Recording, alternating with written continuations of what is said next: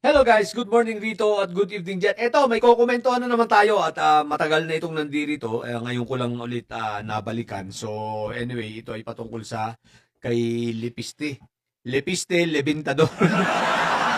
So ating pag-usapan ating pag-usapan. Kasi guys, ito ay may connection sa palagay ko sa hinihingi niyang sa hinihingi niyang leave na 168 days. So ito ay may connection sa maaaring planong pagtakas nitong si Lepiste, At pagtakas sa kanyang pananagutan, sa kanyang accountability, at sa pagtingin niya sa kung ano ang mangyayaring sitwasyon sa mga darating na araw. At patungkol sa kanyang katayuan, So anyway, sige, let's go.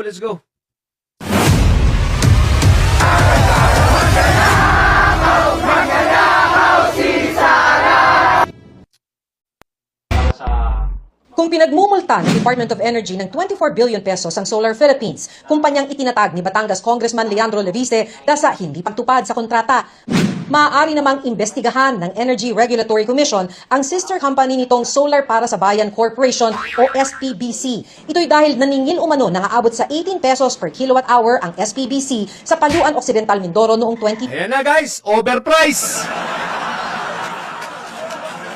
What the heck, no? Oh, kita naman natin, Tapos ang dami kaya pala ito ay naglabas ng mga kabral-kabral na yan paupang itong mga bagay na ito ay mapagtakpan. Palibasa, bobo nga, di ba? Kung di ka pala naman bobo, di sana nanahimik ka na lang. Ngayon, hihingi ka ng leave para takasan mo ito. At ito guys, napakataas ng singil ng kuryente sa Occidental Mindoro na ginawa nito. Isipin mong mas mahal pa, 18 pesos per kilowatt, alam kong average ng per kilowatt lang natin ngayon. Sa mga ibang service provider, mga 11 pesos to 13 pesos, kung tutuusin, mas magastos pa ang maintenance ng mga yon kasi from coal tsaka diesel ang ginagamit ng mga yon. Ito solar. Sinag lang ng araw. Kaya maintenance lang ito, siyempre battery, di ba? Tapos lakas ng loob, napakataas ng singil. Imbis na ang layunin, kaya siya binigyan ng prangkisa ay para mapababa ang kuryente, maabot yung mga nasa liblib na lugar. Siyempre yung mga nasa liblib na lugar, mas mahirap pa yan sa mga nasa syudad. Tapos sisingilin mo ng napakataas sa kuryente, sa solar. Ang lupit talaga nitong mag-inang ito. Ang lupit talaga nito ni Lepiste Lebintador. Piste talaga, hinayo pa. 20, kahit hindi aprobado ng ERC. Ayun lang! Yun lang! Guys, lahat po ng kuryente natin ay regulated. Kailangan po yan ay lahat po ng increase ng kuryente at lahat ng mga additional charges, kailangan ina-approve yan ng ERC. Kaya nga regulated Ibig sabihin talagang itong si ay may sariling mundo. Isipin mong hindi pala approve yung kanyang pagtataas. Ang tanong ay bakit ka nagtaas? Ano ba, may sayad talaga, Lepiste? What the heck? Mortal sin yan para sa isang regulator. Tama, mortal sin yan. Violation, non-compliance sa rules, non-compliance sa mandato. At higit sa lahat, yan nga, non-compliance sa ERC. Ang ERC po, ito po ang ating government regulating body when it comes to to energy, sa lahat ng mga kuryente, sa mga supply, ng mga ganyan, sila po yung nagre-regulate. Dahil napaka-importante po ng regulation. Dahil kung walang regulation, ay naku po, kung ano lang gustong gawin ng mga ito, ay gagawin ng kagaya ni Lepiste. Pag gusto niya magtaas, ay magtataas siya. Na which is, ang sabi nga ni Sir, sino ba ito mortal sin. Mortal sin, yung magtaas ka ng kuryente na wala kang paalam. Ano ka, siga? Feeling niya, siya talaga ang may-ari nung prangkisang ibinigay sa kanya, pinahirap. Kaya nga, ibinenta, di ba? Lebintador talaga What the heck? Entity na ikaw ay maningil nang hindi mo man lang hingin yung approval ng regulator mo. Yun ang dapat talaga. Before ka magtaas, before mo galawin, hingin mo ang approval ng regulator mo. Kasi, in the first place, pagperma mo pa lang ng kontrata, nang tanggapin mo ang prangkisa, alam mo yan. Unless na hindi mo binasa or hindi binasa ng mga abogado mo. Pero very obvious naman, kaya nga may ERC, di ba? Kailangan pa bang i-memorize yan? Unless nabubo ka talaga. Sa labag umano ito sa panuntunan ng ERC. Nakasaad din sa prangkisa ng SPBC na dapat rasunable ang singil nito na aprobado dapat ng ERC. Susunod din dapat ang SPBC sa anumang ipinapatupad na regulasyon ng Department of Energy at ng ERC. Ang pangako noon ng kumpanya ni Leviste nang mag-apply ito ng prangkisa sa Kongreso ay maghahati dito ng mura at malinis na kuryente. Yun ang sinasabi natin. Pinangako nga mura at malinis na kuryente dahil yun naman talaga, kaya ka bibigyan ng prangkisa siyempre dahil doon. Upang makapagbigay ka ng mura, abot kaya, at the same time, sustainable, no? Ibig sabihin, tuloy-tuloy na kuryente, makakapag-provide ka dahil 25 years yan eh.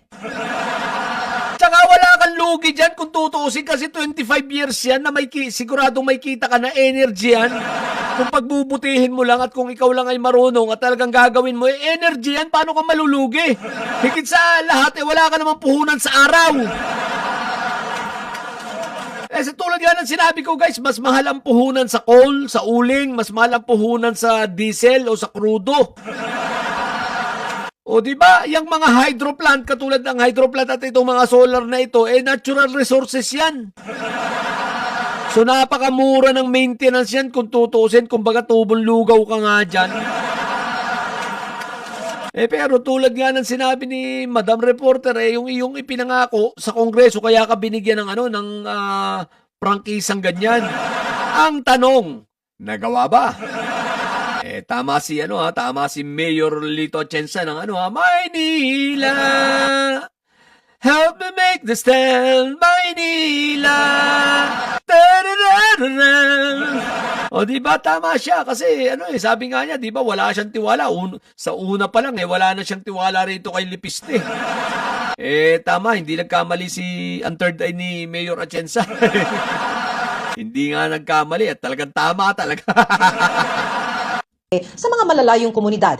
Pero sa sulat ng Occidental Mindoro Electric Cooperative sa ERC noong 2020, ipinunto nitong hindi na nga natupad ang pangako ni Leviste na 3 pesos per kilowatt hour na singil, naging mas mahal pa sa singil ng kanilang kooperatiba na 8 pesos per kilowatt hour. What the heck? Ang layo no guys, no? Isipin mo ang promise 3 pesos per kilowatt hour. Talaga namang doable naman yun. The 3 pesos per kilowatt hour, I believe, is doable because, yun nga, wala ka namang puhunan na kagaya ng uling, wala kang diesel, di ba? Ang kailangan mo lang ay araw. Minsan lang, kumbaga, ang pinaka-problema mo lang dyan, kaya lang, hindi naman lagi, no? Kumbaga, sa isang buwan, baka ilang beses lang naman, yung hindi masyadong masikat ang araw. Pero regardless, kahit hindi masikat ang araw, nakakapag-ano pa rin to, anong tawag rito? Nakakapag-ipon pa rin ito ng energy from the sun as long as may sunlight. Regardless. Pero isipin mo 3 pesos ang ipinangako tapos ang iprenesyo 18 pesos, what the heck? Tapos yung service provider doon na gumagamit ng I don't know if diesel man or coal 8 pesos lang ang singil sa kanila. Aba, itong sobrang walang hiya. Isipin mo yung mga mahihirap nating kababayan, singilin mo pa ng 18. Hindi ka pala naman, tapos ngayon magtatakbo kang, magiging congressman ka, magkukunwari kang may malasakit sa Pilipino. King nanay mo. Imbis na dapat ipakita mo yung pagmamalasakit sa kapwa mo Pilipino sa pamamagitan ng pagbibigay ng murang kuryente, no? Simple lang naman yan dahil sa katulad mong may mga pera at may puhunan talaga, kung tunay at hindi 1 milyon ng yung puhunan, gawin mo lang. Tuparin mo, itayo mo yung mga solar, di ba? I-manage mo ng maayos, talagang attainable kasi hindi naman yan ibinigay yung 3 pesos. Maaaring yung ipinangako mong 3 pesos na yan at yan din ang pinanghawakan ng Kongreso. Siyempre may study yan. May feasibility study yan. May cost study, di ba?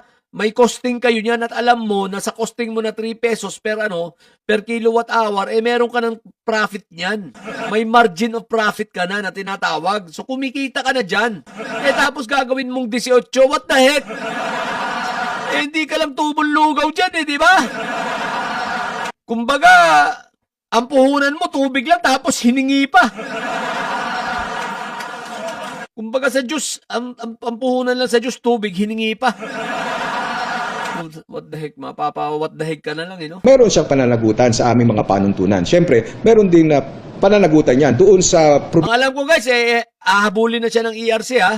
At siya'y papapanagutin kahit pa sabihin mong, kasi sinara na niya itong kumpanyang ito pero kahit pa sinara niya ito, papapanagutin siya ng ERC kasi nga yung franchise niya 25 years yan So wala siya compliance. Kaya nga itong si Lepiste, ang gagawin nito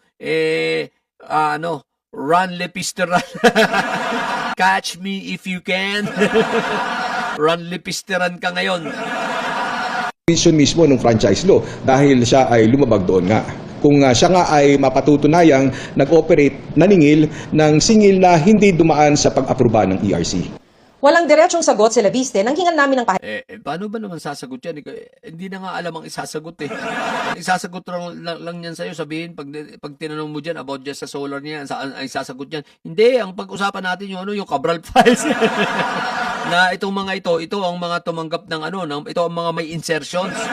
Tapos pag tinanong mo, ano po ba nangyari? Bakit 18 pesos lang ang 18 pesos ang iyong isiningil? Ang pangako mo 3 pesos ang isasagot niyan sa iyo. Hindi kasi nga kaya namatay si Cabral ay ganito. Tapos hindi totoo na ako ay pumunta ron nag-away kami.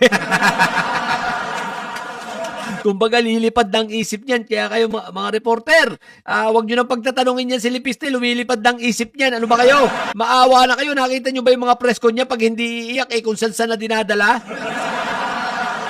Tapos pati pagdedemanda. Pati pagdedemanda sa mga pumupuna sa kanya, naiisip na, nakalimutan na siya ay congressman. Tapos i-interviewin nyo pa lang, wala naman kayong ganyan. Maawa naman kayo dyan sa batang yan. Nababalo. Diba, problema na nga yun nanay, paano ito palulusutan Diba? Kaya kaugnay ng paniningil kahit walang approved rates mula sa ERC. Pero sabi niya sa umpisa, palugi ang singil nilang 8 to 11.85 pesos per kilowatt hour. Habang sabi ko sa inyo, lugi pa yan. Ang lupit, diba? Isipin mo, lugi pa yun, ha? Magkano kaya ang bili nila sa sinag ng araw?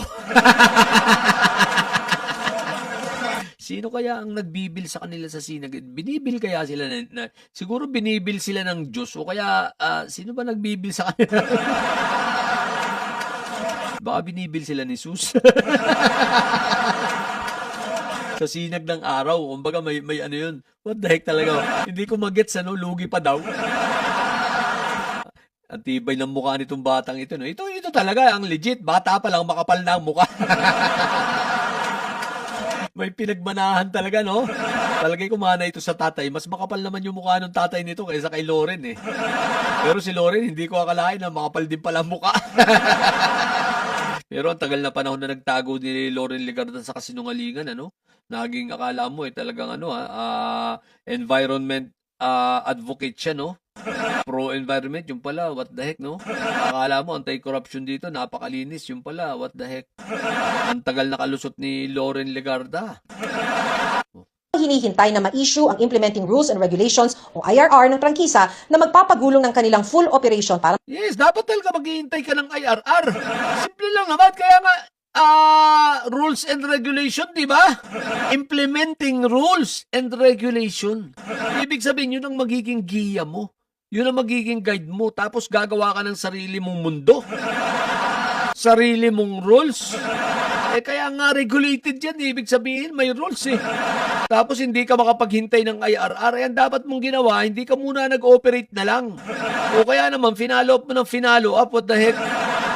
Lakas-lakas ng nanay mo, senador Mari bang hindi paspasan ng ERC ang implementing rules na yan? magmura ang singil. Pero dahil walang na-issue'ng IRR, kinailangan na nilang magtaas ng singil para mabawi ang kanilang gastos. Wow!